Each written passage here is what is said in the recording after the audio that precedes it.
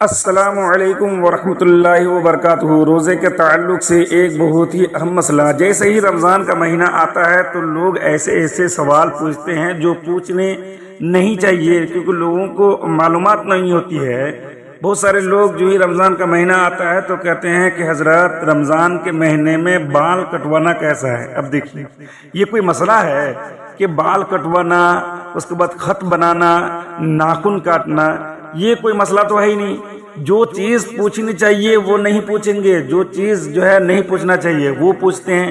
بھائی رمضان کے مہینے میں اگر کوئی نماز تراویح چھوڑ دیتے ہیں تو یہ پوچھیے کہ بھائی رمضان کے مہینے میں نماز تراویح چھوڑنا کتنا گناہ ہے۔ رمضان کے مہینے میں اگر کوئی 5 وقت نماز کو چھوڑتا ہے تو جو ہے ان کا کیا حال ہوگا اور ان کے لیے کیا حکم ہے۔ غیر رمضان میں 5 وقت نماز چھوڑ دیتا ہے تو اس کے لیے کیا حکم ہے۔ بس کیا ہوا، رمضان کے مہینہ جو یہ آتا ہے تو کیا کہتے ہیں کہ رمضان کے مہینے میں داڑھی بنا سکتے ہیں کہ نہیں کاٹ سکتے ہیں، ناخن کاٹ سکتے ہیں کہ نہیں کاٹ سکتے ہیں، یا پھر بال کٹوا سکتے ہیں کہ نہیں کٹوا سکتے ہیں۔ بھائی حال تو یہ ہے کہ بال بنوانے کے ساتھ داڑھی بھی چھلا دیتے ہیں اور مونچھ بھی چھلوا دیتے ہیں، نہ بال رہتا اور نہ ہی جو ہے داڑھی رہتی ہے اور نہ ہی مونچھ رہتا ہے۔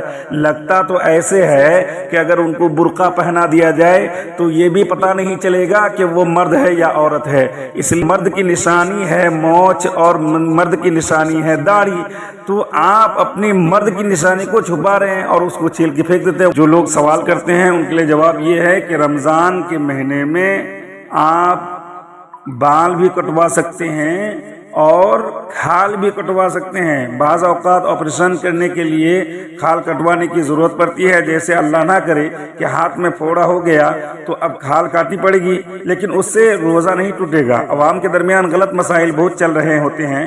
ہم نے کئی مرتبہ لوگوں کو دیکھا ہے کہ لوگ روزے کی حالت میں منہ میں تھوک جمع کر کے پھینک دیتے ہیں اور یہ سمجھتے ہیں کہ اگر تھوک نکلیں گے تو روزہ ٹوٹ جائے گا، حالانکہ ایسا کوئی مسئلہ نہیں ہے۔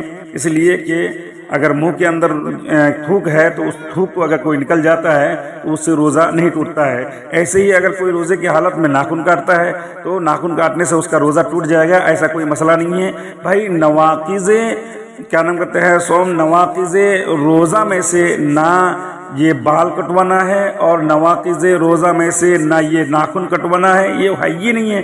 جب نہیں ہے تو اس سے روزہ کیوں ٹوٹے گا؟ تو معلوم یہ ہوا کہ بال، ناخن وغیرہ یہ سب روزے کی حالت میں کاٹنا کیا ہے؟ جائز ہے۔ السلام علیکم ورحمۃ اللہ وبرکاتہ۔